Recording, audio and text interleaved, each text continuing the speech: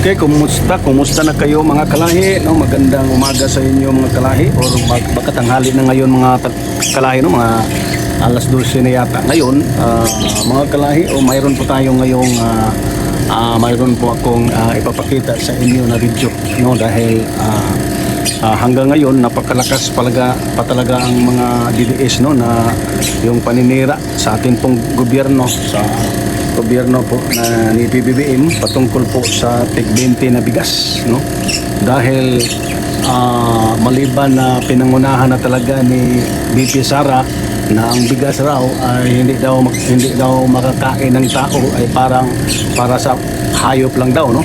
Ngunit ngayon mga kalahi, no, nais ko pong ibalita sa inyo at ipakita sa inyo itong video na nagpapatunay na ang ibinibintang tig 20 per kilo talaga na bigas, no, napakamura, affordable, no, lahat ng mga mahirap, mga pulubi, mga dukha, mga kalahi ay talagang affordable talaga itong 20 pesos kada kilo mga kalahi, at napakasarap daw, no.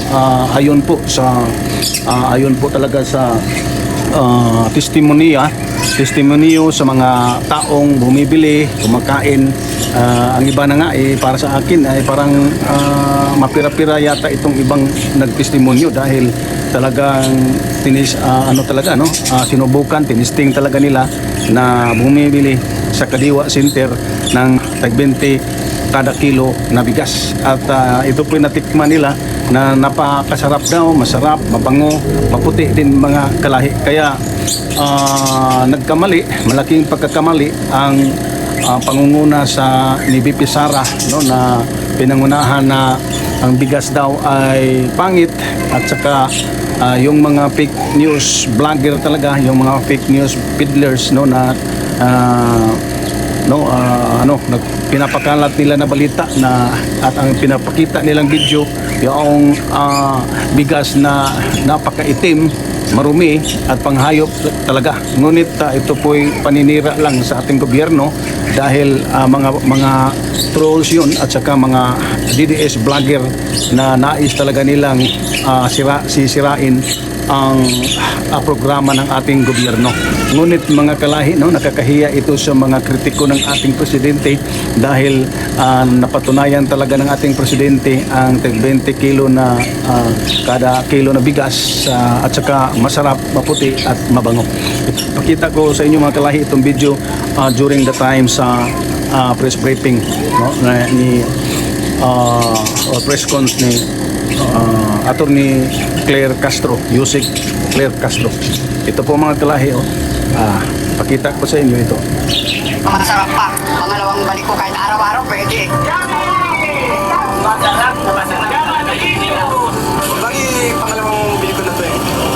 Tapos yun, bili na ako ng 5 kilo lang. Maganda pa rin ang quality niya. Kasi kano masarap na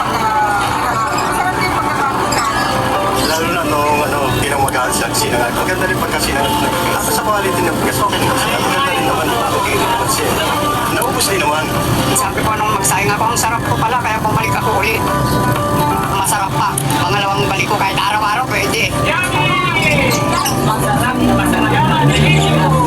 Bali, pangalawang bili ko na to eh. Tapos yun, bili na ako ng 5 kilo lang. So yun ang mga kalahi, no. Yan. Yan mga kalahi ang bigas na ibinebenta sa Kadiwa Center. Ngunit hindi pa buong Pilipinas yata mga kalahi, no. Noong parating pa ang eleksyon, May 1 yata yun, inumpisahan sana sa Cebu City, sa under po sa province of Governor Gwendolyn Garcia. Ngunit pinatigil dahil po sa protesta, pagrereklamo sa kabilang kampo. Kaya ang Comelec po yung nag-decide na itigil, no. At pagkatapos ng eleksyon, maybe mga 13 na yata, or May 13 o 14, may mga lugar na ipinagpatuloy ang pagbibinta ng 20 kada kilo na bigas. Doon po sa Quezon City, basta, no, marami ng mga lugar, ngunit hindi pa lang na talaga lahat. Ngunit pangako ng ating gobyerno na palawakin pa talagang lahat ng lugar talaga magkaroon hanggang 2028. Yun ang pangako ng ating Pangulo. Ipagdadasalang natin mga kalahi na ito po'y magtagumpay ang gobyerno na magpatuloy po itong tag 20 kada kilo na bigas para naman sa atin, no, mga mahihirap, mga pulubi, mga walang trabaho, mga jobless, no. Kaya ipagdadasal natin ang ating pong Pangulo, mga kalahi, na wala pong mga hadlang, wala pong mga taong ang hangad ay pagsisira sa mga mabubuting plano ng ating gobyerno.